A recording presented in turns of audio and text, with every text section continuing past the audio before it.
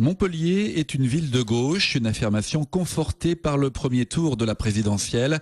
Comme en 2007, le candidat socialiste est largement en tête cette année, 6 points de plus qu'au niveau national.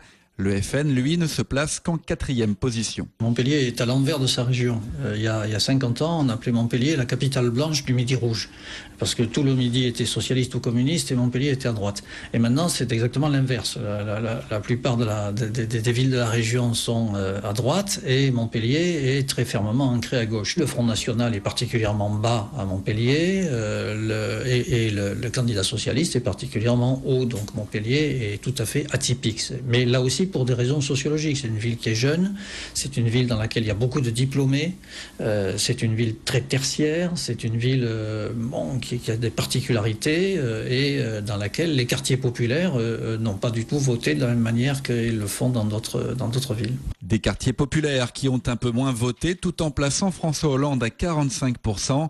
Jean-Luc Mélenchon arrive 3e dans la capitale régionale derrière Nicolas Sarkozy. Pour moi, c'est une satisfaction surtout de voir que Mélenchon est au-dessus de Marine Le Pen. C'est-à-dire que Marine Le Pen, ici, le vote du Front National n'est pas passé. Reste le second tour et ses reports de voix pour la gauche. Aucune surprise n'est attendue à Montpellier.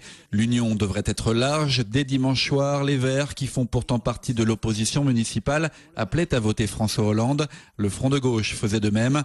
Pour les élus MoDem qui gèrent la ville avec le PS depuis 2008, le vote s'annonce tout aussi clair. Notre choix, c'est de soutenir le candidat François Hollande.